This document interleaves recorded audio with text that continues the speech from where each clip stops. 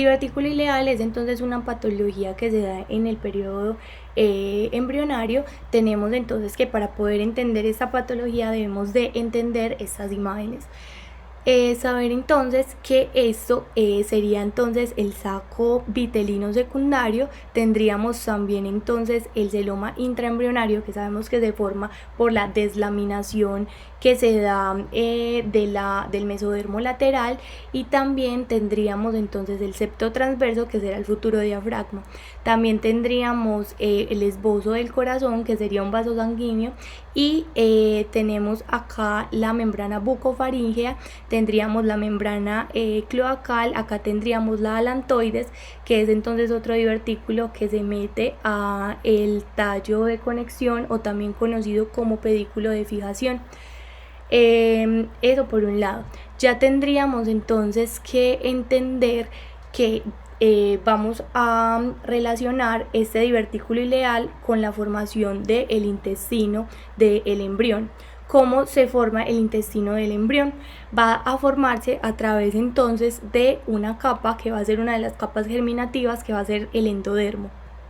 Y ese intestino se va a formar gracias al endodermo, y gracias a que ese endodermo va a tener entonces unos plegamientos. Vamos a tener dos tipos de plegamientos: el plegamiento longitudinal, tanto anterior como posterior, y el plegamiento transverso. Vamos a hablar de cada uno de los plegamientos. El primer plegamiento, ya conociendo entonces las estructuras que les mencioné, tenemos el plegamiento longitudinal anterior. Es entonces como esa parte más craneal, que sería toda esta parte que les estoy señalando, donde está en relación la membrana bucofaríngea y el celoma, el septo transverso y el celoma intraembrionario, sería entonces el que esta porción va a llegar y se va a meter hacia ventral. Va a ser un plegamiento hacia ventral, como lo vemos acá. Y lo que pasaría es que este plegamiento va a permitir entonces que el corazón quede establecido en el lugar adecuado, en la cavidad adecuada. Tenemos entonces el plegamiento longitudinal posterior, que sería entonces que a través de esta alantoide se va a coger, o toda la parte caudal va a hacer otro plegamiento hacia ventral, como lo vemos en esta imagen. Aquí tendríamos ya entonces la alantoides. Y bueno, acá también otra cosa importante es que ese saco vitelino va a ir haciendo un proceso de apoptosis para ir generando entonces el intestino, y todo esto va a pasar como paulatinamente. Entonces ya vamos a asociarlo todo. Entonces, mientras se va dando los plegamientos longitudinales, el saco vitelino va haciendo un proceso de apoptosis y va quedando entonces un esbozo, que es el que vemos acá.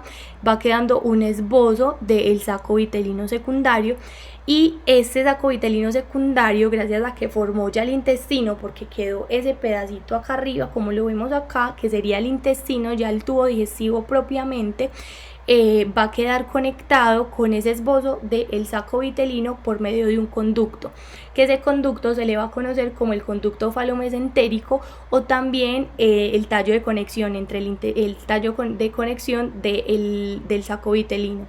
Tenemos entonces que, como eso se va formando paulatinamente, se van haciendo esos plegamientos y se va haciendo la apoptosis de la cavidad del saco vitelino secundario, va quedando esta estructura que vamos a conocer. Ya vamos a decir los nombres. Vamos entonces a ver que donde estaba ese septo transverso, ya lo vemos acá. Donde estaba el esbozo del corazón, ya lo vemos entonces aquí. Donde estaba el celoma,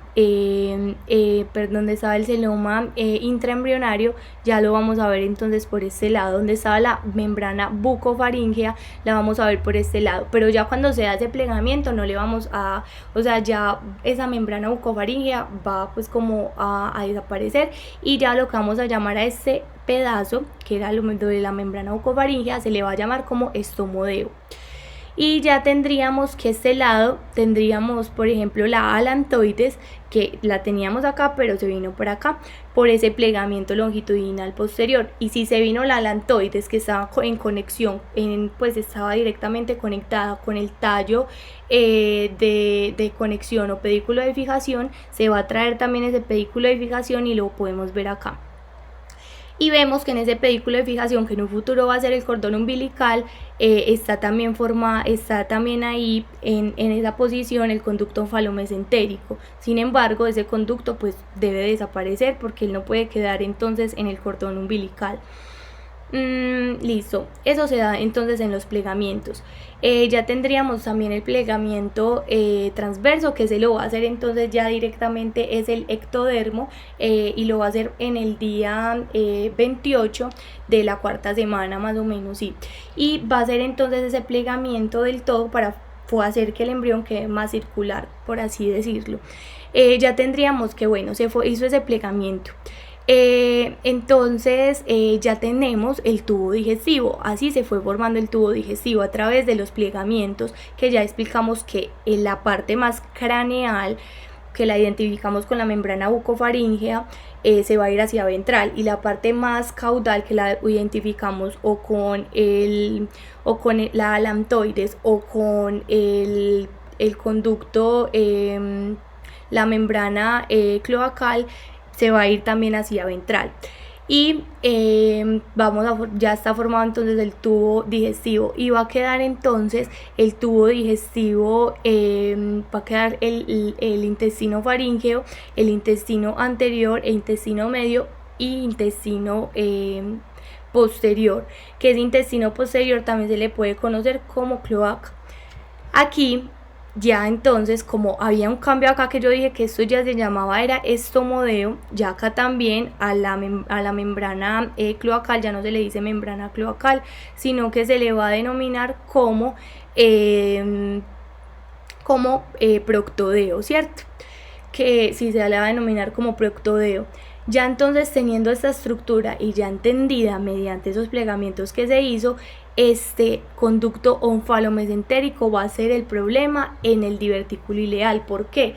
Este conducto onfalomesentérico debe de desaparecer en la semana 12.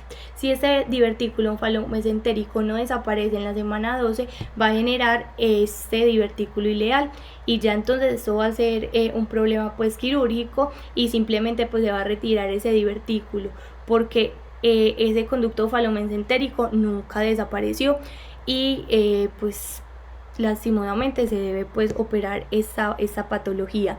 Pero entonces así es que se forma. Primero entendimos ya los plegamientos del sistema para formar el sistema digestivo. Entendimos las estructuras de las imágenes, que es muy importante reconocerlas primero, y entendimos la causa del divertículo ileal. Listo, muchas gracias.